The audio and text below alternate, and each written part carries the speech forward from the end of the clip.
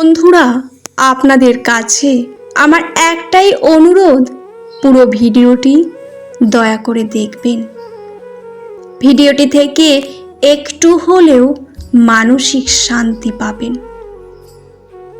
অমিত আর রিয়া বিবাহিত জীবনের পাঁচটা বছর পার করেছে।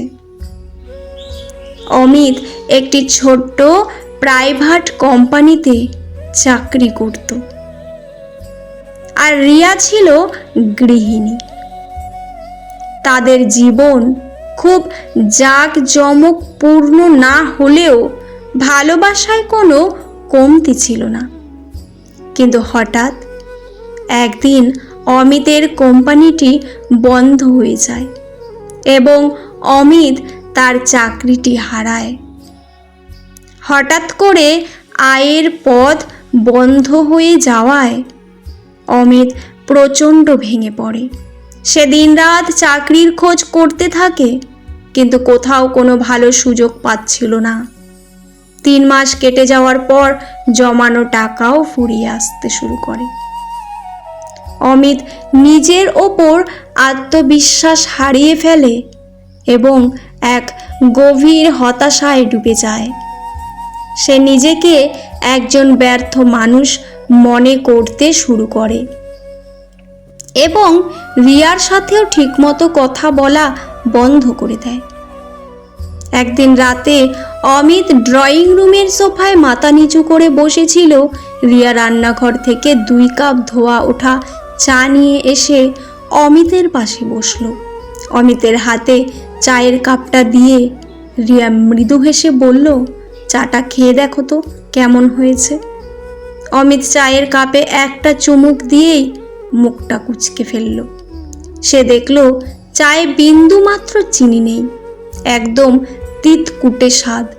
অমিত কিছুটা বিরক্ত হয়ে বলল, রিয়া, এই চায়ে তো কোনো চিনিই দেওনি, একদম খাওয়া যাচ্ছে না। রিয়া শান্ত গলায় বলল, আমি জানি অমিত, আমি ইচ্ছে করেই চিনি দেইনি। এবার এই নাও এই চিনির পাত্র, তোমার যতটুকু প্রয়োজন চিনি মিশিয়ে নাও। অমিত কিছুটা অবাক হয়ে চায়ে চামচ দিয়ে চিনি মিশিয়ে নিল এবং আবার চুমুক দিয়ে বলল, হ্যাঁ, এবার ঠিক আছে। রিয়া তখন অমিতের হাত দুটো নিজের হাতের মুঠোয় নিয়ে বলল, আমাদের জীবনটাও ঠিক এই চায়ের কাপটার মতো অমিত। চাকরি চলে যাওয়া বা এই কঠিন পরিস্থিতি হলো চিনি ছাড়া তিতকুটে চায়ের মতো। কিন্তু তার মানে এই নয় যে চাটা ফেলে দিতে হবে। আমাদের কাছে এখনো ধৈর্য, পরিশ্রম এবং আমাদের ভালোবাসারূপী চিনির পাত্রটি রয়েছে। আমরা যদি ভেঙে না পড়ে একসাথে চেষ্টা করি, তবে এই তিতকুটে জীবনটাকেও আবার মিষ্টি বানিয়ে তুলতে পারবো। রিয়ার এই ছোট্ট কথাটি অমিতের মনের মধ্যে এক অদ্ভুত শক্তির জন্ম দিল। সে বুঝতে পারল জীবনের আসল সম্পদ টাকা পয়সা বা চাকরি নয়, এবং বরং এমন একজন জীবনসঙ্গী যে কঠিন সময়েও হাতটা শক্ত করে ধরে রাখে। অমিত নতুন উদ্যমে আবার চেষ্টা শুরু করলো।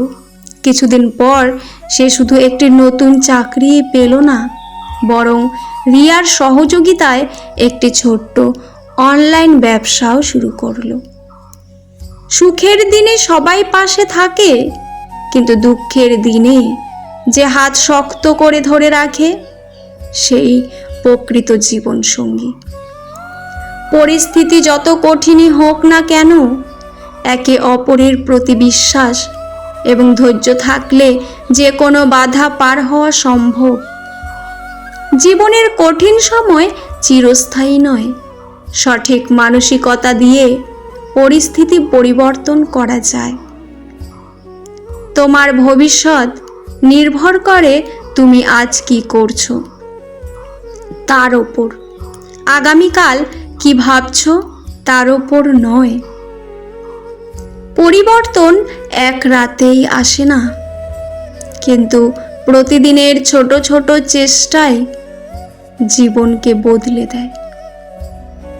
যারা নিজের ওপর বিশ্বাস রাখে তাদের পথ এক সময় ঠিকই তৈরি হয়ে যায়। যদি আপনার লক্ষ্য আপনাকে সকালে ঘুম থেকে না তোলে, তবে বুঝবেন আপনার স্বপ্নগুলো এখনো কাঁচা। কঠিন সময় আসে আপনাকে ভাঙতে নয়, বরং আপনার ভেতরের আসল শক্তিকে গড়ে তুলতে। ঝড় যত তীব্রই হোক না কেন, এক সময় তা শান্ত হবেই। আপনি শুধু নিজের নৌকার হাল ধরে রাখুন। হার মেনে নেওয়াটা পরাজয় নয়, বরং হার মেনে নেওয়ার পর আবার উঠে দাঁড়ানোর চেষ্টা না করাই আসল পরাজয়। এই পৃথিবীতে আমরা কেবলমাত্র একটি জিনিসকেই সম্পূর্ণ নিয়ন্ত্রণ করতে পারি, আর তা হলো আমাদের চিন্তা ভাবনা। সমালোচনা তারাই করে যাদের নিজের ভালো কাজ করার ক্ষমতা নেই, এবং অন্যের ভালো যারা দেখতে পারে না। গুরুত্ব কোনো কিছু যদি সত্যিই তোমার কাছে গুরুত্বপূর্ণ হয়, তবে তুমি তা করার জন্য পথ খুঁজে পাবেই, কোনো অজুহাত নয়। মিথ্যাবাদীকে কখনো প্রশ্ন করো না সে কেন মিথ্যা বলল, কারণ সেটার ব্যাখ্যা দিতে তাকে আবারও নতুন কোনো মিথ্যা সাজাতে হবে। সাফল্য দেরিতে আসলেও ঠিক হয়ে আসবে, একমাত্র যদি তুমি পরিশ্রম করো এবং মন থেকে কিছু চাও। পুরুষ কাকে বলে? পুরুষ মানে শুধুই শক্তি না, পুরুষ মানে দায়িত্ব, ত্যাগ। আমি শব্দ কষ্ট, সে কাঁদে না কারণ তাকে শেখানো হয় কাঁদা নাকি দুর্বলতা। সে নিজের স্বপ্ন ভুলে নিজের প্রিয়জনের মুখে হাসি ফোটাতে। পুরুষ মানে এক যোদ্ধা, যে প্রতিদিন হার মানে তবুও থামে না। ব্যর্থতা কোনো শেষ নয়, এটি ঘুরে দাঁড়ানোর নতুন রাস্তা মাত্র। ধৈর্যই আসল শক্তি। বড় সাফল্য পেতে সময় এবং একাগ্রতা প্রয়োজন। অন্যের সঙ্গে তুলনা করা বন্ধ করুন। আপনার লড়াই শুধু আপনার নিজের সঙ্গে। প্রতিটি পদক্ষেপ মূল্যবান, ছোট ছোট চেষ্টায় একদিন বড় জয় এনে দেয়। নিজের প্রতি বিশ্বাস রাখুন। আপনি নিজে বিশ্বাস না করলে কেউ আপনাকে বিশ্বাস করবে না। ঝড়ঝাপটা আসবেই, কিন্তু আপনাকে থমকে গেলে চলবে না। কোনো কঠিন পরিস্থিতি চিরস্থায়ী নয়। যখনই মনে হবে আপনি হেরে যাচ্ছেন, নিজেকে মনে করিয়ে দিন আপনি কেন শুরু করেছিলেন। আপনার স্বপ্নগুলো শুধু আপনার একার নয়, এর সঙ্গে জড়িয়ে আছে আপনার প্রিয়জনদের হাসি মুখ। আজ থেকেই অলসতা এবং ভয়কে বিদায় জানান। নিজের সেরাটা দিয়ে ঝাঁপিয়ে পড়ুন, জয় আপনার হবেই। তুমি যদি এখন থেকেই তোমার স্বপ্নগুলো সত্যি করার জন্য কাজ না করো, তবে অন্য কেউ তোমাকে দিয়ে তার স্বপ্ন পূরণ করিয়ে নেবে। জীবন হলো সাইকেল চালানোর মতো। ভারসাম্য বজায় রাখতে হলে তোমাকে সব সময় এগিয়ে যেতে হবে। তুমি সুখে আছো কি না তা বড় কথা নয়, তোমার দ্বারা অন্য কেউ সুখে আছে কিনা সেটাই বড় কথা। নিজেকে কখনো অন্যের সাথে তুলনা করো না। যদি তুমি তা করো তবে তুমি নিজেকেই অপমান করছো। ভয় পাওয়ার কোনো কারণ নেই, কারণ অন্ধকার যত গভীর হয় আলোর আগমন ততটাই কাছে আসে। তুমি যদি উড়তে না পারো তবে দৌড়াও, যদি দৌড়াতে না পারো তবে হাঁটো, যদি হাঁটতে না পারো তবে হামাগুড়ি দাও। কিন্তু মনে রেখো, তোমাকে সব সময় এগিয়ে যেতে। জীবন তোমাকে যা দেয় তার 10% হলো পরিস্থিতি, আর বাকি 90% হলো তুমি সেই পরিস্থিতির প্রতি কিভাবে সাড়া দাও। অপেক্ষা করো না, সময় কখনোই পারফেক্ট হবে না। যেখানে আছো সেখান থেকেই শুরু করো। পেছনে ফিরে গিয়ে শুরুর অংশটা বদলে ফেলা সম্ভব নয়, কিন্তু এখন থেকেই শুরু করে শেষের অংশটা বদলে দেওয়া অবশ্যই সম্ভব। ঘুমিয়ে ঘুমিয়ে যা দেখা হয় তা স্বপ্ন নয়, স্বপ্ন হলো সেটাই যা তোমাকে ঘুমোতে দেয় না। যদি তোমার লক্ষ্য সহজে পূরণ হয়ে যায় তবে বুঝতে হবে তোমার লক্ষ্য খুব ছোট ছিল। কঠোর পরিশ্রম কখনো বৃথা যায় না। আজ না হোক কাল তুমি তোমার চেষ্টার ফল পাবেই।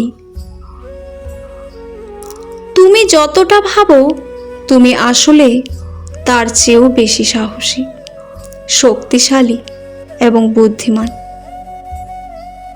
অন্যের ভালো গুণের প্রশংসা করো, কিন্তু নিজেকে কখনোই কারো সাথে তুলনা করে ছোট করো না। ভুল করা মানুষ আর কিছুই না করার মানুষের মধ্যে আকাশ পাতাল তফাৎ। ভুল তারাই করে যারা কাজ করে। এক রাজা তার বুদ্ধিমত্তার জন্য বিখ্যাত ছিলেন। তিনি অন্য দেশের এক রাজা তাকে পরীক্ষা করার জন্য 3টি হুবহু একই রকম দেখতে সোনার মূর্তি পাঠালেন এবং বললেন, দেখতে এক হলেও এদের মূল্য আলাদা। আপনাকে বলতে হবে কোন মূর্তিটির মূল্য সবচেয়ে বেশি। রাজার দরবারে কেউ এর উত্তর দিতে পারল না। শেষ পর্যন্ত এক মন্ত্রী একটি চিকন সুতো নিয়ে পরীক্ষা শুরু করলেন। তিনি প্রথম মূর্তির কানে সুতো ঢোকাতেই তা মুখ দিয়ে বেরিয়ে এলো। দ্বিতীয় মূর্তির কানে সুতো ঢোকাতেই তা অন্য কান দিয়ে বেরিয়ে গেল। কিন্তু তৃতীয় মূর্তির কানে সুতো ঢোকাতেই তা সোজা পেটের ভেতর চলে গেল, আর বাইরে এলো না। মন্ত্রী বললেন, তৃতীয় মূর্তিটি সবচেয়ে মূল্যবান। এর থেকে আমরা শিক্ষা পাই, সমাজে 3 ধরনের মানুষ থাকে। প্রথমজন কথা শুনেই তা অন্যের কাছে রটিয়ে দেয়। দ্বিতীয়জন এক কান দিয়ে শুনে অন্য কান দিয়ে বেরি করে দেয়। আর তৃতীয়জন সবচেয়ে মূল্যবান মানুষ, কথা শোনার পর তা নিজের ভেতরে গোপন রাখে এবং তা নিয়ে গভীরভাবে চিন্তা করে। ভিডিওটি ভালো লাগলে চ্যানেলটি সাবস্ক্রাইব করে পাশে থাকবেন। পুরো ভিডিওটি দেখার জন্য আপনাদের অসংখ্য অসংখ্য ধন্যবাদ। ভিডিওর শেষে জয় শ্রীকৃষ্ণ লিখতে ভুলবেন না। ভালো থাকবেন। ধন্যবাদ।